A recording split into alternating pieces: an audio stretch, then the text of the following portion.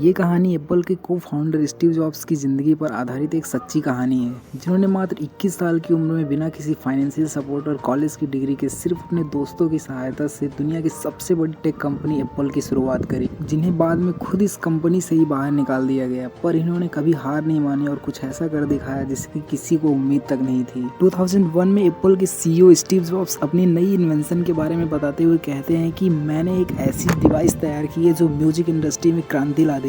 अब हर कोई अपनी जेब में 100+ गाने रख सकता है एंड कहीं भी और किसी भी टाइम सुन सकता है। एंड ये इन्वेंशन थी आईफोन, जो आगे चल करके एप्पल के लिए एक गेम चेंजर प्रोडक्ट बना। यहाँ हमें 27 साल पहले का सीन दिखाया जाता है, जब कंप्यूटर एंड टेक इंडस्ट्री में खास कोई रिवॉल्यूशन नहीं था। स्टीव इस टाइम तक रीड कॉलेज में एडमिशन ले चुके थे, लेकिन कॉलेज के फर्स्ट सेमेस्टर में ही वो ये समझ लिए थे कि कॉलेज की डिग्री बस मात्र एक जॉब दिला सकती है और कुछ नहीं। एंड तब स्टीव ने डिसाइड कर लिया कि वो पेरेंट्स की सेविंग तो इस कॉलेज की डिग्री के लिए खत्म नहीं करने वाला, इसलिए उन्होंने कॉलेज छोड़ने का प्लान बना लिया। स्टीव को इस टाइम कैलीग्राफी के बारे में पता चलता है, जो इन्हें काफी ज्यादा इंटरेस्टिंग लगती है। वो अपना ज्यादातर समय अपनी गर्लफ्रेंड और अपने बेस्ट फ्रेंड के साथ बिताते थे और इस दौरान वो ड्रग्स के भी आदी हो गए थे। स्टीव की लाइफ में अपना कोई पर्सनल गोल नहीं था। वो कैलीग्राफी की क्लासेस ज्वाइन कर चुके थे और लेटर्स की खूबसूरत बनावट को सीखने लगे थे। इसी बीच कंप्यूटर टेक्नोलॉजी के बारे में भी पढ़ने लगे। इस टाइम तक स्टीव कॉलेज छोड़ चुके थे, बट बेसिक एजुकेशन के लिए वो इंपॉर्टेंट लेक्चर्स अटेंड कर लेते थे छुप छुप करके। स्पिरिचुअलिटी एंड फिलोसफी में इंटरेस्ट होने की वजह से वे आध्यात्मिक ज्ञान और मानव जीवन की गहराई समझने के लिए अपने फ्रेंड डैनियल के साथ इंडिया चले जाते हैं। और इंडिया आने के बाद उनकी जिंदगी का देखने का नजरिया बदल गया और फिर वे यूएस से चले जाते हैं।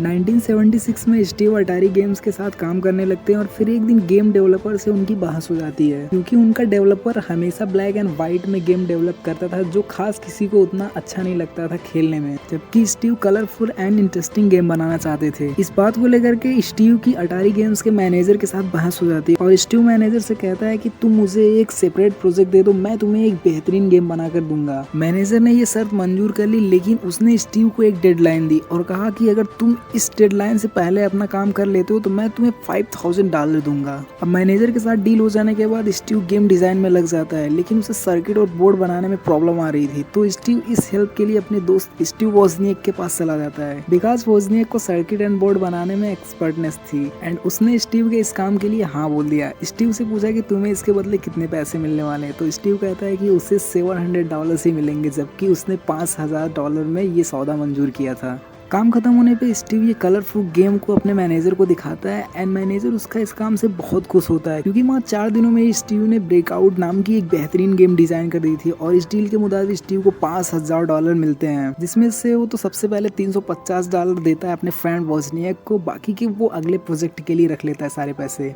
इसी दौरान उसे वोजनिएक के घर में एक सर्किट बोर्ड दिखता है और वो इसके बारे में उससे पूछने लगता है। वोजनिएक इसके बारे में बताता है कि ये एक कंप्यूटर टर्मिनल बोर्ड है, जिसे हम टीवी के साथ कनेक्ट कर दें तो डिस्प्ले में आउटपुट ले सकते हैं। दरअसल वो एक ऑपरेटिंग सिस्टम बनाने की कोशिश कर रहा था, क्योंकि स्टीव किसी कंपनी के लिए नहीं बल्कि खुद के लिए काम करना चाहता था। स्टीव को बिजनेस एंड सेल्स के बारे में थोड़ी बहुत जानकारी थी और वोजनिएक के इस प्रोजेक्ट को देख उसे आइडिया आता है और वो कहता है कि हम लोगों के लिए पर्सनल कंप्यूटर बनाएंगे, यानी कि पीसी, एंड उसे मार्केट में बेचेंगे, क्योंकि तब कोई कंपनी नॉर्मल पर्सन के लिए पर्सनल कंप्यूटर नहीं बनाती थी। कंप्यूटर का इस्तेमाल केवल बड़ी बड़ी इंडस्ट्रीज में होता था। एंड इसके जवाब में उसका दोस्त वोजनिएक स्टीव से कहता है कि यहाँ पे किसी को भी पीसी की जरूरत नहीं है और अगर हमने ऐसा किया तो इसको कोई भी खरीदने के लिए तैयार नहीं होगा, हमारी सारी मेहनत बेकार जाएगी। फिर जवाब में स्टीव कहता है कि कोई ऐसे कैसे कह सकता है कि उसे कंप्यूटर की जरूरत नहीं है, क्योंकि आज तक ना किसी ने कंप्यूटर को सही से देखा है और ना सही से इस्तेमाल किया है। स्टीव का ये मानना था कि कंप्यूटर लोगों को एंटरटेन करेगा और क्रिएटिविटी की आजादी देगा और इससे आम लोगों की पर्सनल लाइफ में एक बहुत बड़ा चेंज आने वाला है। तो इन बातों को सुनकर वोजनिएक मान जाता है। फिर स्टीव उसे कंप्यूटर प्रेजेंटेशन के लिए स्टैनफोर्ड यूनिवर्सिटी में हैम्बर्ग कंप्यूटर क्लब में ले जाता है।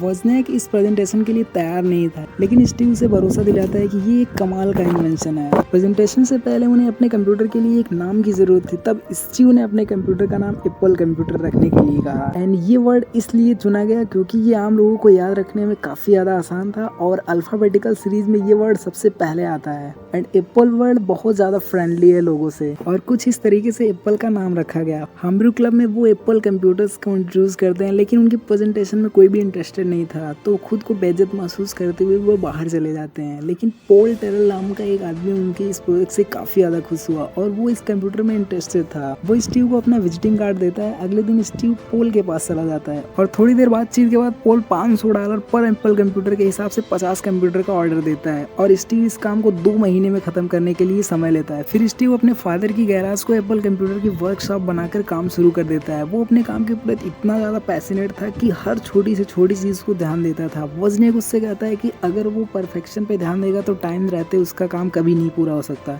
इसलिए स्टीव को कुछ और लोगों को हायर करना पड़ता है, जिसमें उसका friend bill, college friend Daniel और क्रिस भी शामिल होते हैं। इस चीज को लेकर के वॉजनिक स्टीव से कहता है कि इनको पे करने के लिए हमारे पास फूटी कौड़ी तक नहीं है। तो स्टीव इस जवाब में कहता है कि अभी हमारा अगर ये कंप्लीट नहीं हुआ टास्क तो हमें भी कुछ भी फूटी कौड़ी तक नहीं मिलने वाली इससे। और दिन रात की कड़ी मेहनत के बाद वो सब मिल करके 50 एप्पल कंप्यूटर बोर्ड बना लेते हैं। और जब स्टीव कंप्यूटर को लेकर पोल के पास जाता है तो स्टीव से कहता है कि उसने कीबोर्ड, केबल एंड मॉनिटर के साथ एक कंप्लीट कंप्यूटर बनाने की बात कही थी, लेकिन ये सिर्फ तो बोर्ड है, लोगों को बनी बनाई चीजें चाहिए, उन्हें तुम्हारी तरह कंप्यूटर की इतनी अच्छी नॉलेज नहीं है। स्टीव कहता है कि तुम कंज्यूमर को इस कंप्यूटर का डेमो दिखाकर इसकी यूटिलिटी के बारे में बताओ और बाद में खुद की मॉनिटर्स एंड कीबोर्ड बेच करके ज्यादा पैसा कमा सकते हो। ये सुनकर के पोल बहुत खुश होता है और मान जाता है इस डील को लेकर के। एप्पल कंप्यूटर का तो पहला मॉडल बिक चुका था, लेकिन स्टीव इसको और भी बेहतर यानी कि ऑल इन वन मॉडल बनाना चाहता था। इसके लिए वो एक टेक्नीशियन रॉड हॉल्ट को हायर करता है और कहता है कि वो इस कंप्यूटर को इस तरीके से छोटे बॉक्स में डिजाइन करे कि वो ज्यादा शोर ना करे और ना ही ज्यादा गर्म हो। अब ये काम करना तो काफी ज्यादा मुश्किल था, लेकिन रॉड इसके लिए मान जाता है।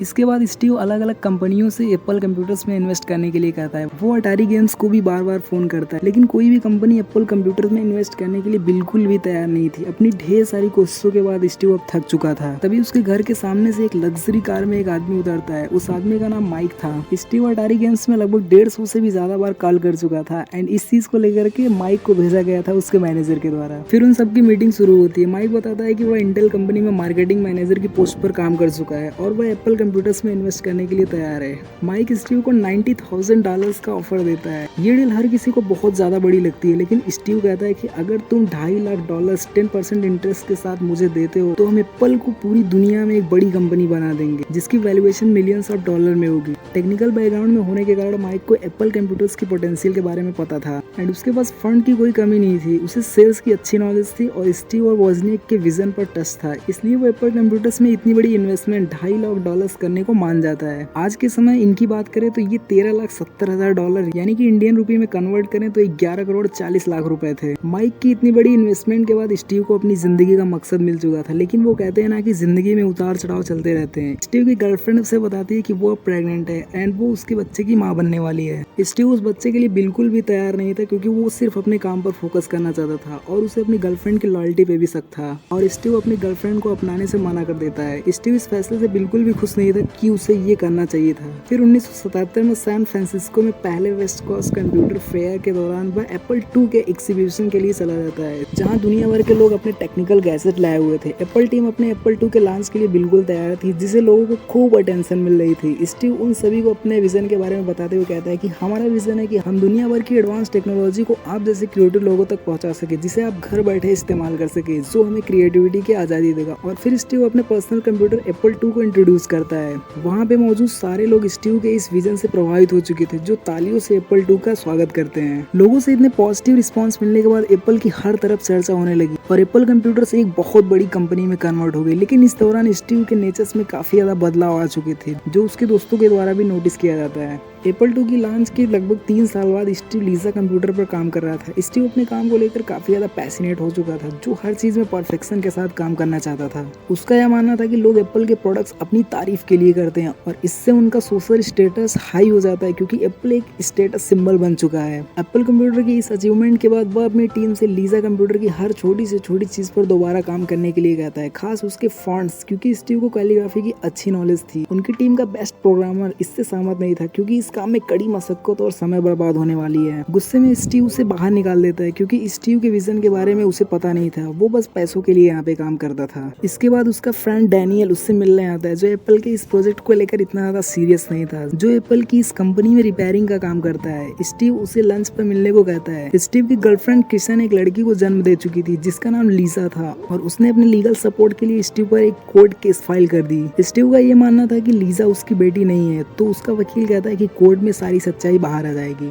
लंच टाइम पर डैनियल स्टीव का वेट कर रहा था क्योंकि डैनियल एप्पल कंपनी में अपनी पार्टनरशिप चाहता था, मगर स्टीव को लगता है कि डैनियल सिर्फ एक मामूली सा टेक्नीशियन है जिसे कोई भी रिप्लेस कर सकता है। इसलिए स्टीव डैनियल और वोजनियाक को प्रिफर्ड स्टॉक देने से मना कर देता है। वोजनियाक इस फैसले से काफी ज्यादा नाराज था, लेकिन स्टीव उससे कहता है कि इसमें मेरा कोई कसूर नहीं है, ये सारी कंपनियां फॉलो करती हैं। लेकिन वोजनियाक निराश था। वो कहता है कि तुम अब बदल चुके हो। 1980 में एप्पल पब्लिकली ट्रेडेड कंपनी बन चुकी थी और अपने पहले आईपीओ के दौरान मात्र 1 घंटे में एप्पल के 46 लाख शेयर बिक गए, जो अब तक की सबसे बड़ी न्यूज बन चुकी थी। और एप्पल को इतनी बड़ी कामयाबी सिर्फ और सिर्फ स्टीव जॉब्स से मिल पाई। सब उसे बधाई दे रहे थे, लेकिन डैनियल इससे खुश नहीं था, जो एप्पल कंपनी को छोड़ वहाँ से चला जाता है। फिर 2 साल बाद एप्पल के कुछ बोर्ड मेंबर स्टीव के बारे में कंप्लेन करते हैं क्योंकि इन 2 सालों में स्टीव लीजा कंप्यूटर के रिसर्च पर लाखों डॉलर्स बर्बाद कर चुका था। अब क्योंकि इन 2 सालों में उनकी कॉम्पिटिटर कंपनी IBM काफी ज्यादा आगे निकल चुकी थी, जो अपना पर्सनल कंप्यूटर लॉन्च कर चुकी थी। इस पर माइक उनसे कहता है कि हमने IBM को नहीं बल्कि IBM ने हमें फॉलो किया है, क्योंकि एप्पल 2 स्कूल, कॉलेज और लगभग हर जगह पहुंच चुका है और एप्पल 2 की इस सफलता के बाद ही IBM ने PC बनाना शुरू किया है। यहाँ स्टीव 2 सालों से लीजा कंप्यूटर पर कड़ी मेहनत कर रहा था, फिर भी वो इस प्रोजेक्ट को कंप्लीट नहीं कर पाया। तो बोर्ड ने स्टीव को डिसाइड किया कि वो इस प्रोजेक्ट से बाहर निकल जाए। बोर्ड का मानना था कि स्टीव महान है, लेकिन वो एक टाइम बम की तरह है जिसे जल्द ही डिफ्यूज करना पड़ेगा, नहीं तो कंपनी एकदम बर्बाद हो जाएगी। फिर माइक आकर स्टीव को बताता है कि उसे लीजा प्रोजेक्ट से बाहर निकाल किसी दूसरे प्रोजेक्ट में भेज दिया गया है। स्टीव इस फैसले से काफी नाराज था क्योंकि वो इस प्रोजेक्ट पर काफी शिद्दत से काम कर रहा था। फिर वो एक दिन अपने नए प्रोजेक्ट मैकिन्टोश को देखने जाता है। मैकिन्टोश की टीम अपने प्रोजेक्ट के लिए बिल्कुल भी सीरियस नहीं थी। उनके वर्कर ऑफिस में अक्सर सोते रहते थे। उनकी टीम और इस प्रोजेक्ट में काफी ज्यादा कमियां थी। इस वजह से स्टीव की इस प्रोजेक्ट के लीडर जेब से काफी ज्यादा बहस होती है। इन सब चीजों के बाद भी स्टीव मैकिन्टोश को बेहतर बनाने में लग जाता है। वो एक एक करके ऑफिस में काम करने वाले क्रिएटिव लोगों को इस मैकिन्टोश प्रोजेक्ट में इन्वॉल्व करता है। लीजा प्रोजेक्ट से निकाले जाने के बाद वह मैकिन्टोश कंप्यूटर को परफेक्ट बनाने में लग जाता है और 2 साल की कड़ी मेहनत के बाद वो मैकिन्टोश कंप्यूटर तैयार कर देता है। लेकिन बोर्ड मेंबर्स उससे काफी ज्यादा परेशान थे क्योंकि इन 2 सालों में मैकिन्टोश कंप्यूटर पर लाखों डॉलर्स खर्च हो चुके थे। समय से कंप्यूटर्स तैयार न होने की वजह से हजारों ऑर्डर्स कैंसिल हो चुके थे और इस दौरान उनकी कॉम्पिटिटर कंपनी IBM ने पूरी कंप्यूटर मार्केट में अपना वर्चस्व कायम कर लिया था। तो भला ऐसे हालातों में मैकिन्टोश कंप्यूटर को कौन ही खरीदेगा। इस प्रॉब्लम से निजात पाने के लिए स्टीव जॉन सुली नाम के एक आदमी को एप्पल का CEO बनाने को कहता है, क्योंकि जॉन पेप्सी कंपनी का प्रेसिडेंट है और उसे मार्केटिंग का अच्छा अनुभव है और वो इनके इस मैकिन्टोश कंप्यूटर को आसानी से बेच देगा। फिर जैसे तैसे स्टीव एप्पल कंपनी के लिए जॉन को CEO बनने के लिए मना लेता है और 1984 में स्टीव जॉन्स के साथ अपने मैकिन्टोश कंप्यूटर को लॉन्च करता है, जो सबको अच्छा लगता है। स्टीव रिसर्च में ऑलरेडी काफी पैसे खर्च कर चुका था, जिसके लिए जॉन्स मैकिन्टोश कंप्यूटर को महंगे दामों पर बेचने का फैसला करता है। मार्केटिंग की इस स्ट्रेटजी को लेकर जॉन्स और स्टीव में काफी सारे डिस्प्यूट शुरू हो जाते हैं, लेकिन ये तो अभी शुरुआत थी। अगले दिन जब स्टीव ऑफिस में जाता है तब उसकी टीम काफी ज्यादा परेशान थी क्योंकि माइक्रोसॉफ्ट ने एप्पल के सॉफ्टवेयर को कॉपी कर लिया था। स्टीव माइक्रोसॉफ्ट के मालिक यानी बिल गेट्स को फोन कर अपनी सारी भड़ास निकालता है और कोर्ट केस फाइल करने की भी धमकी देता है। इसके बाद बोर्ड मीटिंग में काफी अराजकता देखने को मिलती है क्योंकि उसके 2 प्रोजेक्ट ऑलरेडी फेल हो चुके थे। स्टीव जरूर से भी ज्यादा पैसे स्पेंड कर चुका था। टाइम पे कंप्यूटर न बनने की वजह से कंपनी को काफी नुकसान उठाना पड़ रहा था और IBM जैसी बड़ी कंपनियों की वजह से उनका सेल्स पहले से घटकर अभी चौथाई रह चुका था। इन सब के लिए स्टीव के मैकिन्टोश कंप्यूटर को दोषी ठहराते हैं। तो स्टीव कहता है कि कमी मुझमें नहीं या फिर मेरे कंप्यूटर में नहीं, बल्कि कमी तो जॉन्स के मार्केटिंग स्ट्रेटजी में है, क्योंकि मैकिन्टोश कंप्यूटर के प्राइस बढ़ाने की वजह से सेल्स कम हुई है। फिर रात को जब स्टीव अपना काम कर रहा था तब वोजनियाक उसके पास आकर कहता है कि वो एप्पल कंपनी छोड़ रहा है। उन दोनों में काफी गहरी दोस्ती थी, उन्हें आपस में मिलकर काम करने में काफी मजा आता था, लेकिन स्टीव अपने काम में इतना ज्यादा व्यस्त रहता था कि महीनों तक उनमें कभी ठीक से बातचीत नहीं हुई। वोजनियाक कहता है कि तुम अपनी ही दुनिया में जी रहे हो, जहाँ इमोशंस एंड रिलेशनशिप की कोई कदर नहीं है। अगर ऐसा ही चलता रहा तो तुम एक दिन बिल्कुल भी अकेले रह जाओगे। वो बहुत दुखी था। उसने ये कभी नहीं सोचा था कि उनकी ये दोस्ती उन्हें इस मोड़ पे लाएगी।